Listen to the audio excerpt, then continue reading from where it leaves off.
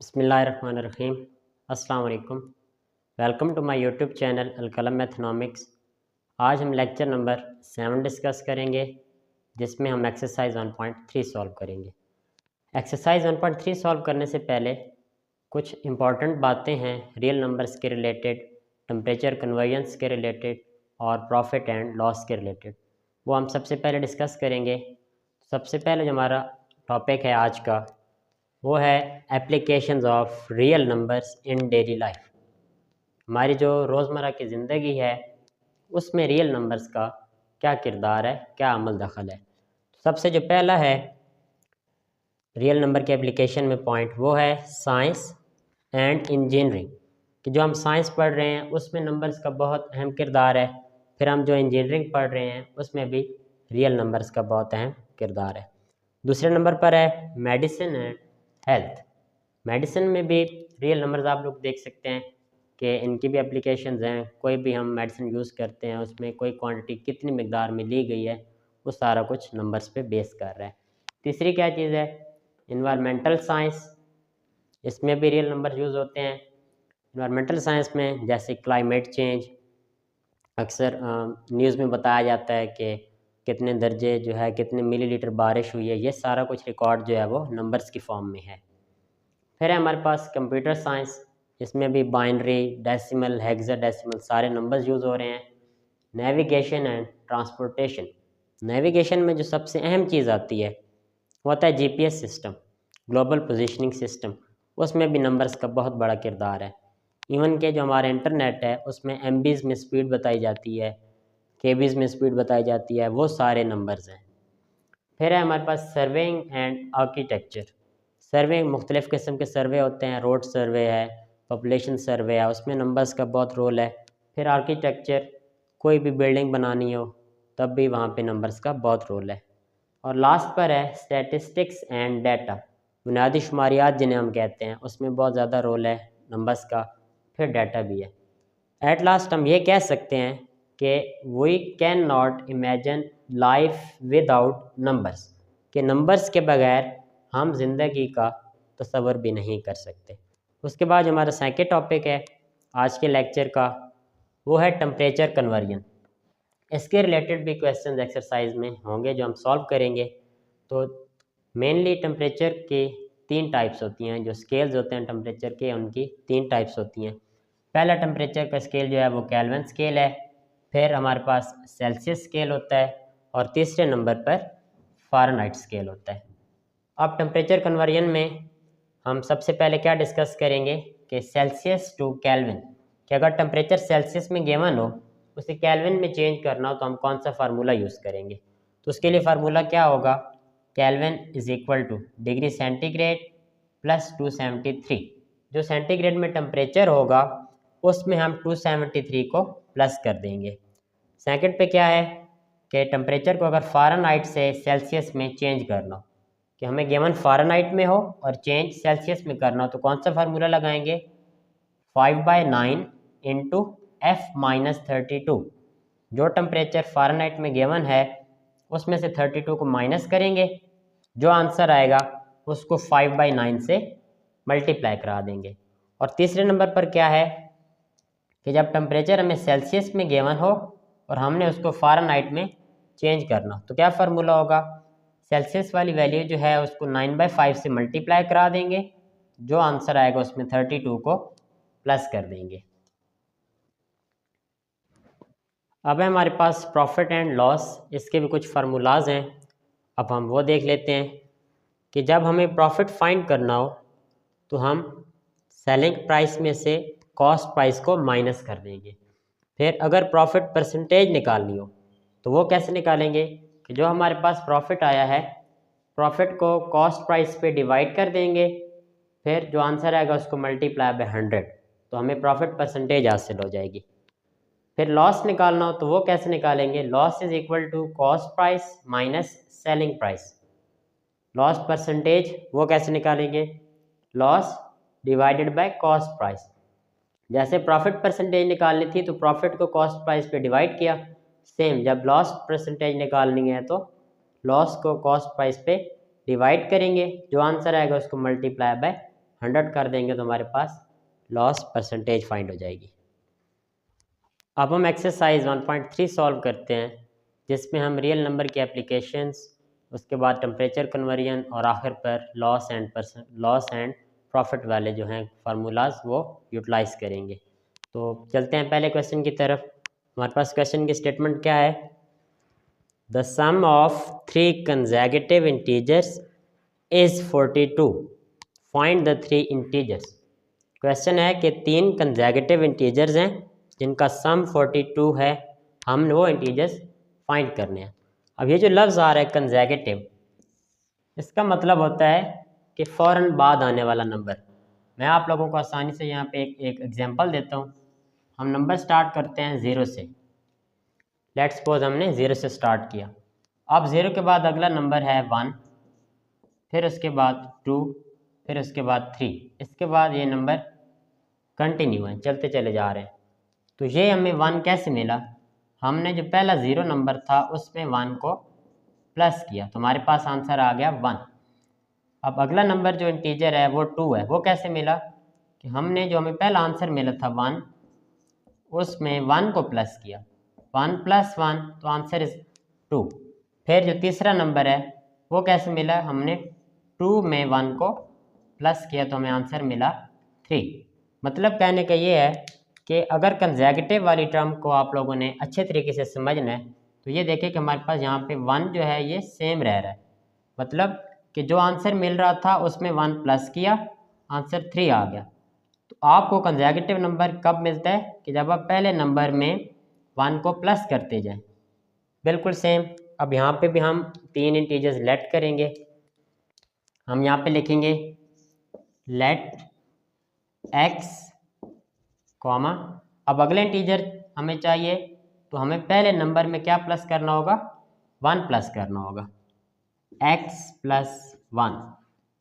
फिर तीसरा इंटीजर कैसे मिलेगा? जो इसका आंसर आएगा उसमें 1 फिर ऐड करना है, मतलब x + 1 + 1। तो ये क्या बन जाएगा?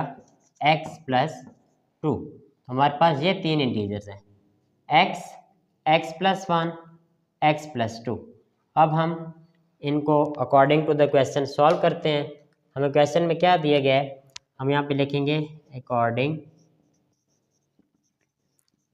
To the question. क्वेश्चन में क्या कहता है कि सम ऑफ 3 कंसेक्यूटिव इंटीजर्स, जो हमने लेट किए हैं उनका सम। हमने पहला इंटीजर लेट किया है x, दूसरा इंटीजर लेट किया है x + 1, तीसरा इंटीजर क्या लेट किया है? x + 2। इनका हमने क्या लेना है? सम लेना है। इनका सम लें तो जो आंसर आता है वो कितना है? 42। अब हम इसको सॉल्व करते हैं। x + x + x, ये सॉल्व होने के बाद सम होने के बाद 3x बन जाएगा, +1 + 2, answer will be 3 = 42।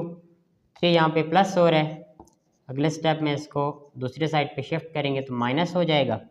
3x = 39, x = 39/3, तो x का यहाँ से आंसर आ गया 13। x तो हमारे पास फर्स्ट इंटीजर था, हमने 3 इंटीजर्स फाइंड करने हैं। यहाँ पे हम लिखेंगे सो इंटीजर्स विल बी। पहला इंटीजर क्या था? x, दूसरा इंटीजर क्या था? x + 1 और तीसरा इंटीजर x + 2। यहाँ पे हमने x की वैल्यू लगा देनी है। पहले में x = 13 आ जाएगा, दूसरे में क्या होगा? 13 + 1, आंसर आ गया 14। फिर यहाँ पे x की वैल्यू लगाएं, 13 + 2, आंसर आ जाएगा 15। हमारे पास रिक्वायर्ड इंटीजर क्या हुए? 13, 14 और 15।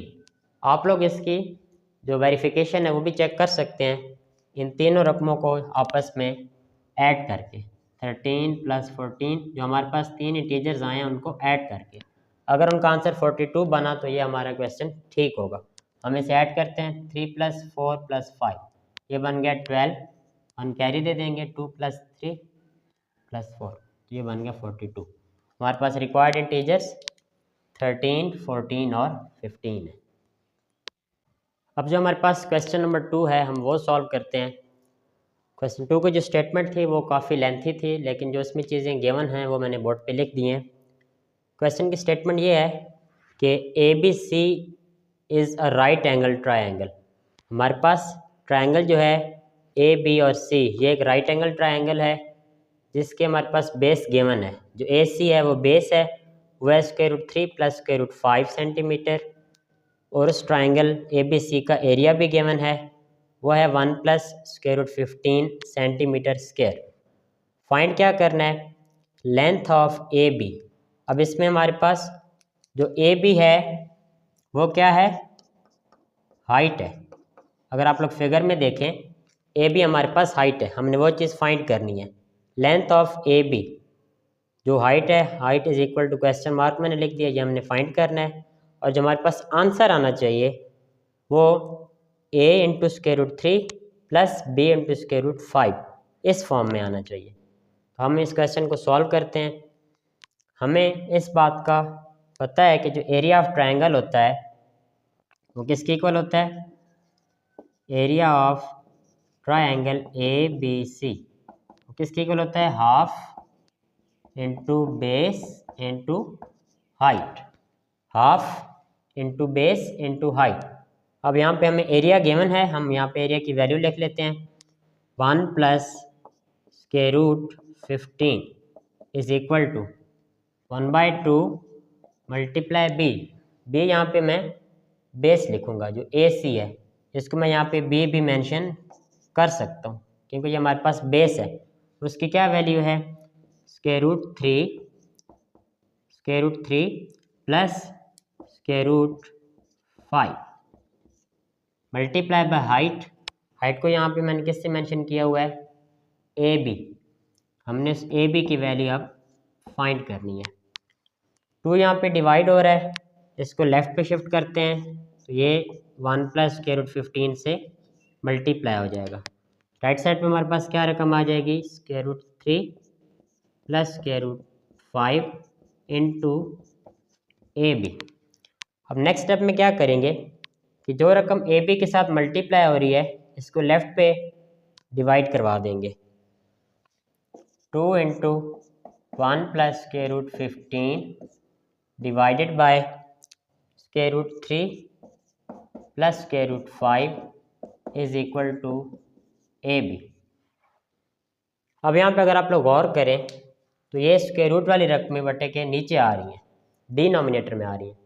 अब हमने एक्सरसाइज 1.2 का जो पहला क्वेश्चन पढ़ा था उसमें हमने रैशनलाइज करना सीखा था। बिल्कुल सेम यहाँ पे भी अब हम रैशनलाइज करेंगे।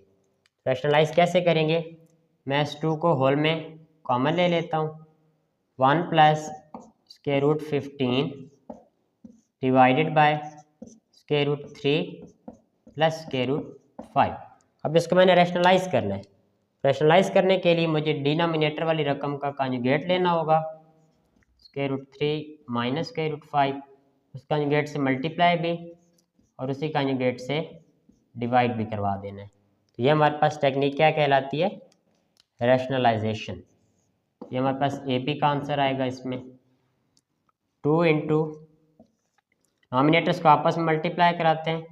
√3 - √5 प्लस √15 जो है वो √3 से मल्टीप्लाई होगा तो आंसर आ जाएगा √45 प्लस माइनस माइनस हो जाएगा। 15 जो है ये 5 से मल्टीप्लाई होगा तो 75 का square root whole divided bye.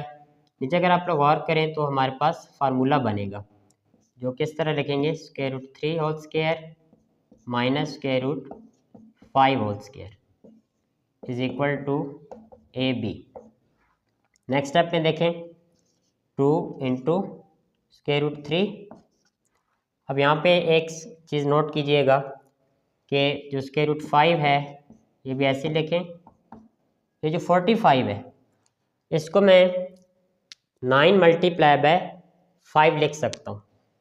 45 का जो स्क्वायर रूट है इसको मैं क्या लिख सकता हूँ?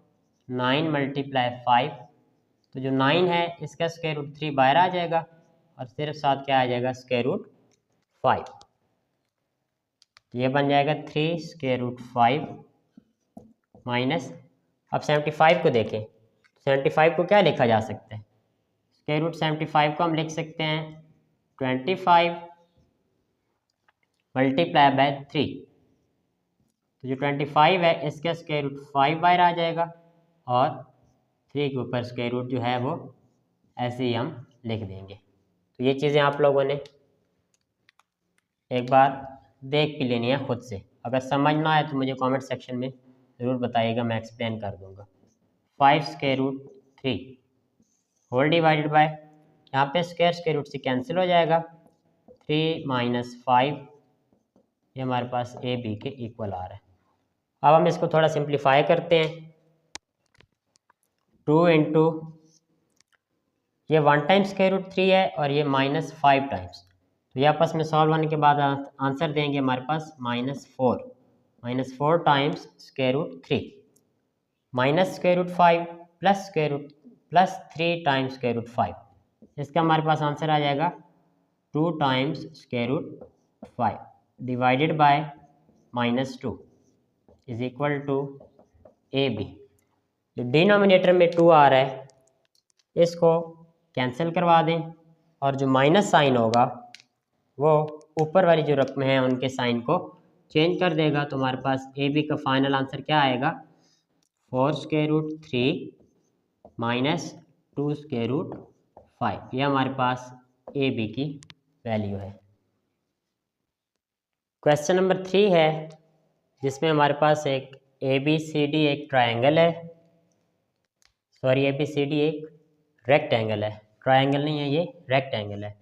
ए B C D is a rectangle जिसमें हमें लेंथ जो सी डी है वो गिवन है 2 plus square root 18 metre, width जो है ए सी वो गिवन है 5 माइनस 4 स्क्वायर रूट 2 मीटर। हमने फाइंड क्या करना है, एरिया, और वो भी किस फॉर्म में, ए प्लस बी स्क्वायर रूट 2, जिसमें जो ए और बी दोनों हैं वो इंटीजर्स हैं। अब हम इस क्वेश्चन को सॉल्व करते हैं। सबसे पहला स्टेप हम क्या लिखेंगे, we know that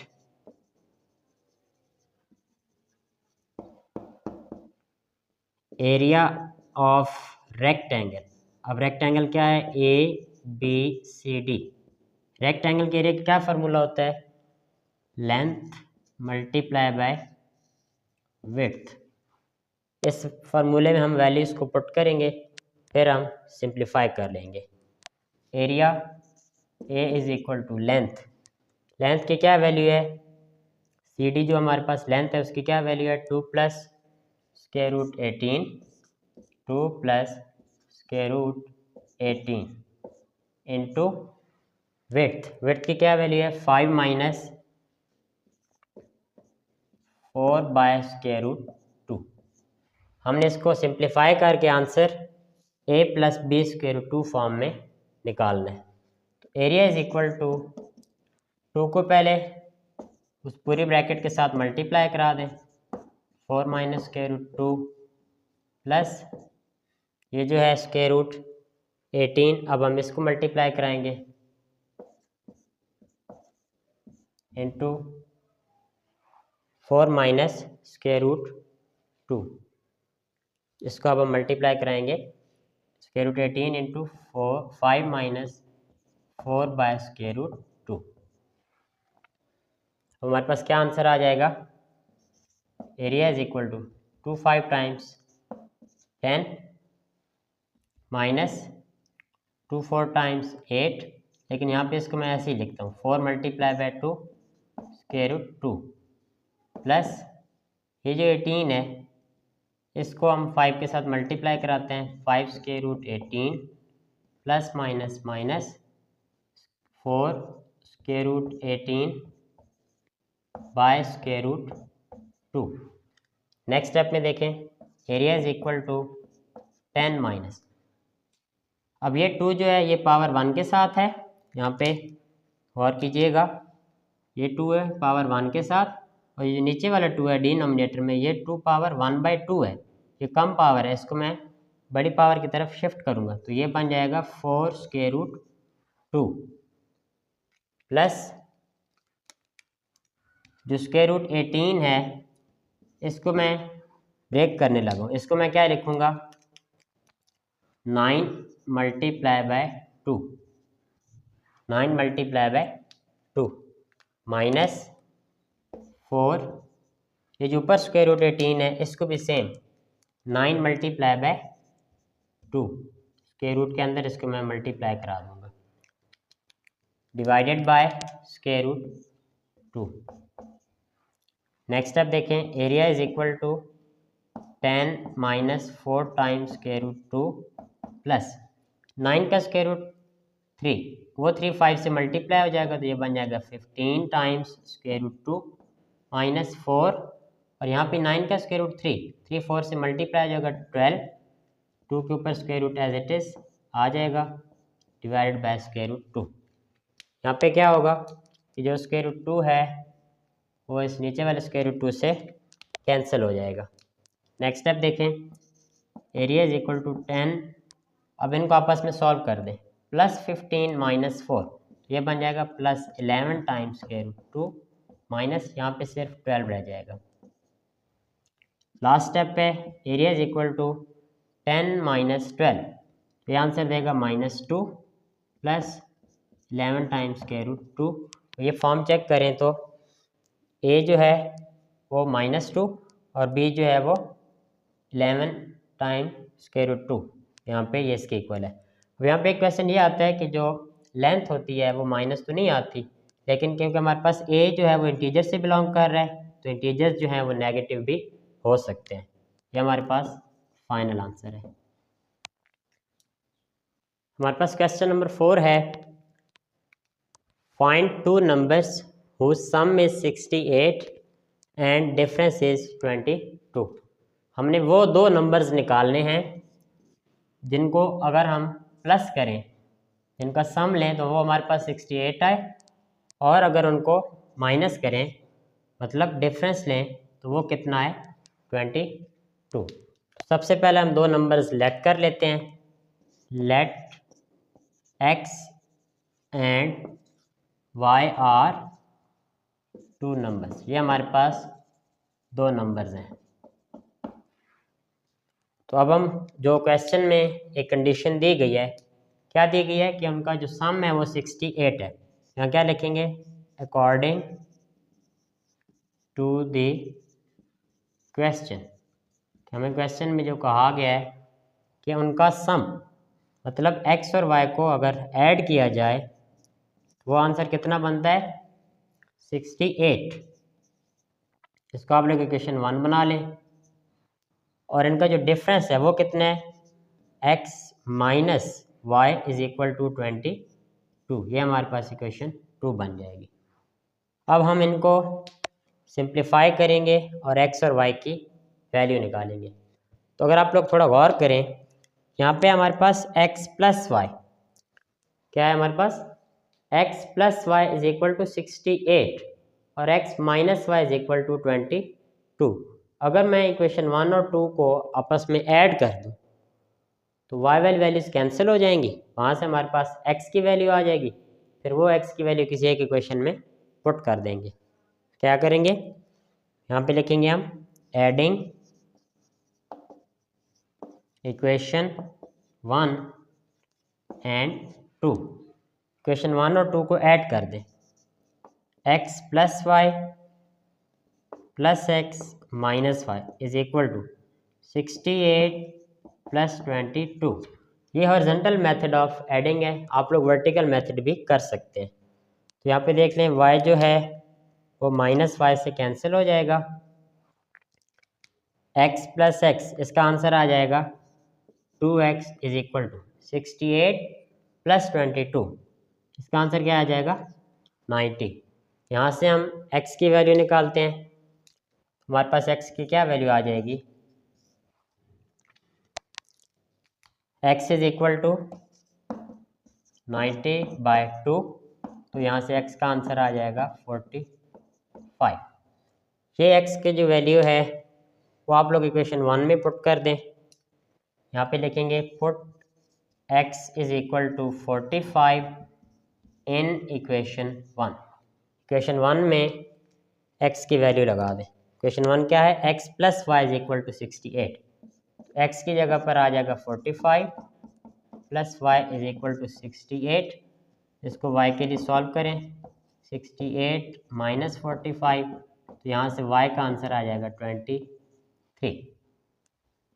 so required numbers, हमने जो नंबर्स फाइंड करने थे वो कौन कौन से होंगे, 45 एंड 23। अब अगर वेरिफिकेशन करनी हो तो हम वो भी कर सकते हैं, वेरीफाई कर लेते हैं कि हम 45 और 23 को प्लस करें तो वो 68 बने। 45 प्लस 23, ये देख लें, 5 प्लस 3 8, 4 प्लस 2 6। तो पहली जो कंडीशन है वो तो सेटिस्फाई हो रही है। दूसरा कहता है कि इनका डिफरेंस जो है वो 22 होना चाहिए, तो हम ये भी चेक कर लेते हैं। 45 माइनस 23, तो ये बन रहा है 22। इसका मतलब है हमारे पास जो 45 और 23 हैं ये हमारा फाइनल आंसर है। हमारे पास क्वेश्चन नंबर 5 की स्टेटमेंट है, the weather in Lahore was warm during summer of 2024, कि 2024 में जो समर था उसमें लाहौर का जो मौसम था वो गर्म था। The temperature was 48 degree centigrade, जो उन समर में जो एवरेज टेम्परेचर रिकॉर्ड किया गया वो कितना था, वो 48 डिग्री सेंटीग्रेड था। Find temperature in Fahrenheit scale, हमने इस टेम्परेचर को फ़ारेनहाइट स्केल में तब्दील करना है। जबकि क्वेश्चन में उन्होंने फार्मूला खुद दे दिया है, तो ये तो बहुत आसान स्टेप बन जाएगा हमारे लिए, आसान सा क्वेश्चन होगा। हम ये सॉल्व करते हैं कि जो हमें टेम्परेचर है वो डिग्री सेंटीग्रेड में गिवन है, कितना गिवन है, 48 डिग्री सेंटीग्रेड। ये हमारे पास टेम्परेचर 48 डिग्री सेंटीग्रेड में है। हमने टेम्परेचर को फ़ारेनहाइट स्केल में चेंज करना है, डिग्री फ़ारेनहाइट में। तो हम सिंपल सा फार्मूला लगाएंगे जो हमारे पास क्वेश्चन में भी गिवन है। हम लिखेंगे temperature in degree Fahrenheit is equal to 9/5 into degree centigrade plus 32। मतलब जो टेम्परेचर सेल्सियस में वो यहाँ पे पुट करेंगे, टेम्परेचर इन डिग्री फ़ारेनहाइट हमारे पास क्या आ जाएगा, 9/5 मल्टीप्लाई 48 प्लस 32। अब हमने इसको सिंप्लीफाई करना है। 48 जो है वो 9 से हम मल्टीप्लाई करा देंगे, हमारे पास क्या आंसर आ जाएगा, temperature in degree Fahrenheit is equal to 9 को 48 से मल्टीप्लाई करें, यह आ जाएगा 432 डिवाइडेड बाय 5 प्लस 32। जब हम 432 को 5 पे डिवाइड करते हैं तो हमारे पास आंसर आ जाता है इसका 86.9। 86.9 में 32 को प्लस कर दें तो ये कितना आंसर देगा हमारे पास, ये आंसर देगा 118.4 राउंड अबाउट 118.4 डिग्री फ़ारेनहाइट। तो ये हमारे पास जो लाहौर का टेम्परेचर था वो फ़ारेनहाइट में है। अब हमारे पास क्वेश्चन नंबर 6 है, वो हम सॉल्व करते हैं, जिसकी स्टेटमेंट है, the sum of the ages of father and son is 72 years. 6 years ago the father's age was 2 times age of son. What was son's age 6 years ago? Question की statement में ये कह रहा है कि फादर और सन की जो एज है उनका जो सम है वो 72 ईयर्स है। 6 years ago 6 साल पहले father's age was 2 times age of son, कि जो सन की एज थी उसका 2 times फादर की एज थी। What was son's age 6 years ago? तो 6 साल पहले 6 years ago सन की एज कितनी थी। ये क्वेश्चन अब हमने सॉल्व करना है। तो इसमें हम सबसे पहले लेट कर लेंगे कि जो फादर्स की एज है वो क्या है और जो सन की एज है वो क्या है। तो हम लिखेंगे लेट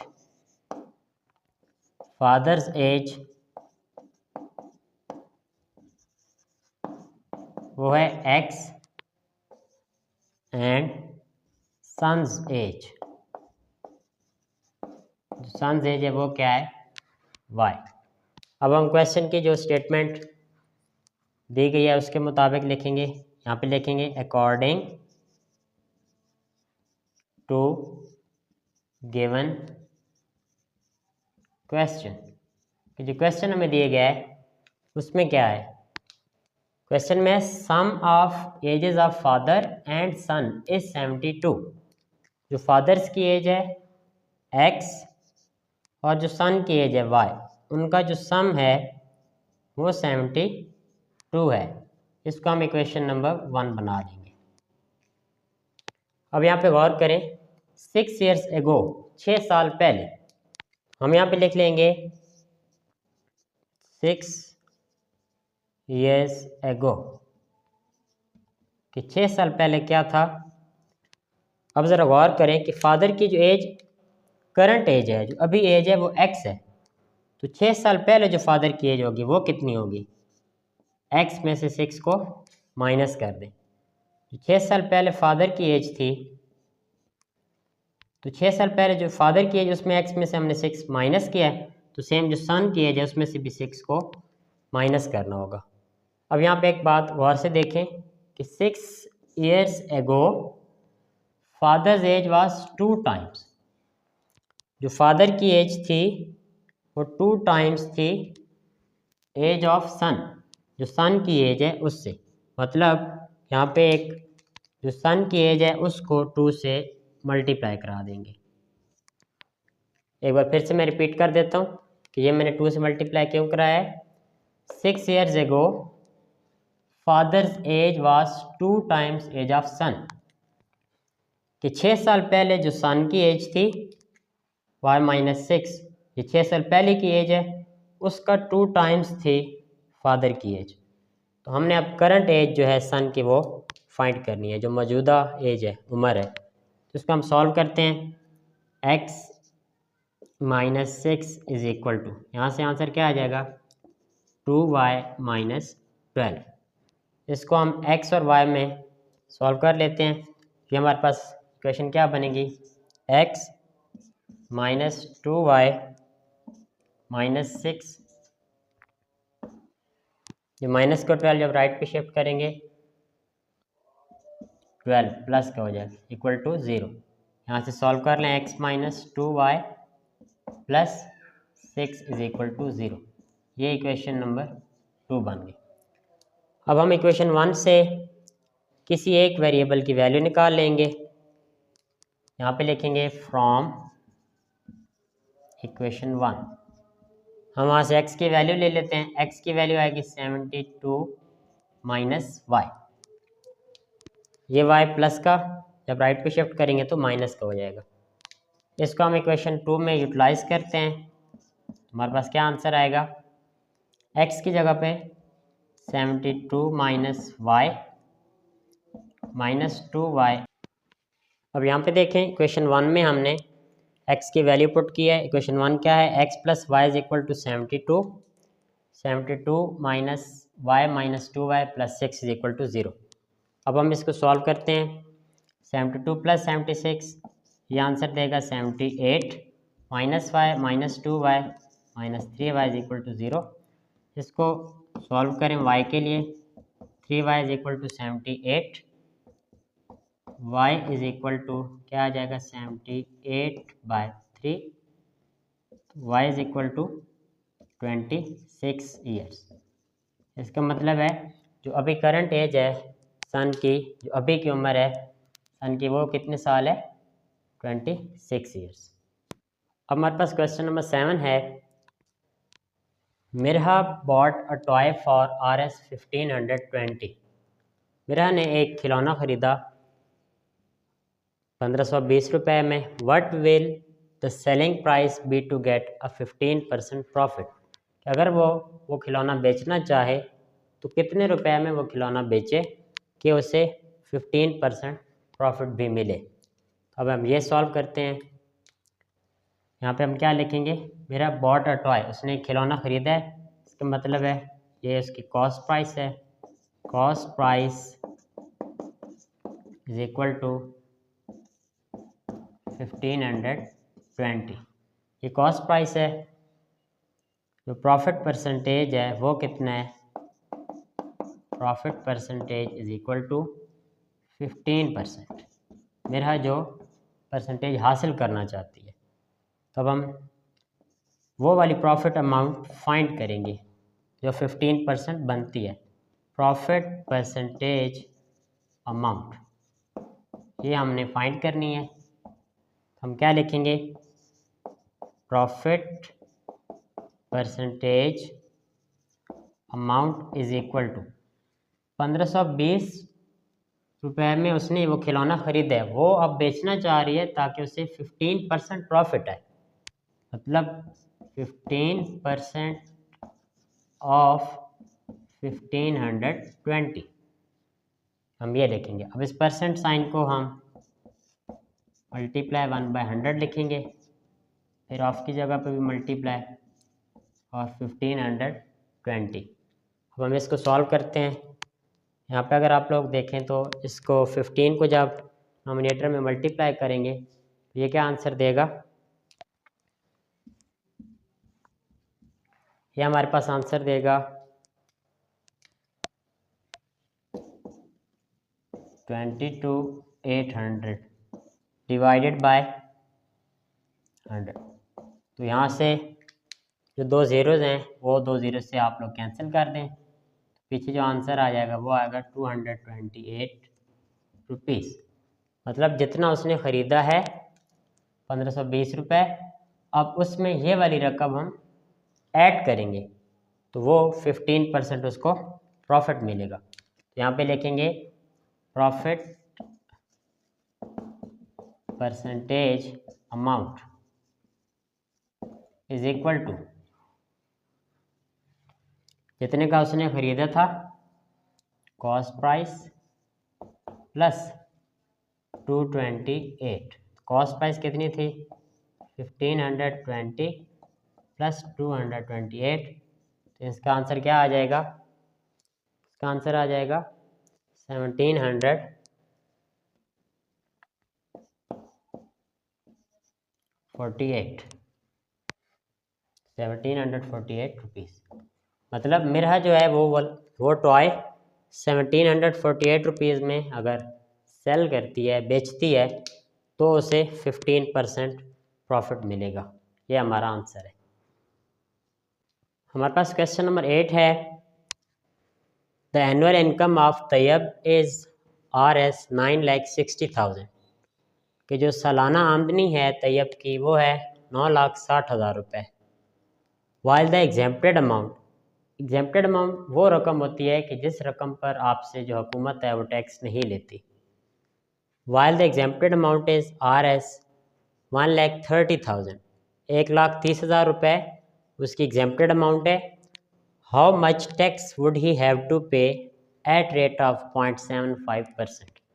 कि 1,30,000 1,30,000 जो रुपए हैं वो अगर 9,60,000 में से निकाल लें तो जो पीछे रकम बचेगी उसका उसने टैक्स पे करना है, और टैक्स रेट कितना है 0.75%। तो अब जो टैक्स जितनी उसने रकम टैक्स में पे करनी है वो हमने फाइंड करनी है। हम यहाँ पे इस क्वेश्चन को सॉल्व करते हैं। हम यहाँ पे लिखते हैं टोटल इनकम, जो तैयब की टोटल इनकम है वो कितनी है 9,60,000 रुपीज़। ये तैयब की टोटल इनकम है। एग्जेम्प्टेड अमाउंट ये कितनी है 1,30,000 रुपीज़। ये एग्जेम्प्टेड अमाउंट है। तो हम रिमेनिंग अमाउंट फाइंड कर लेते हैं जिस पर हमने टैक्स रेट फाइंड करना है। रिमेनिंग अमाउंट कैसे फाइंड करेंगे, टोटल इनकम में से हम जो एग्जेम्प्टेड अमाउंट है वो माइनस कर लेते हैं।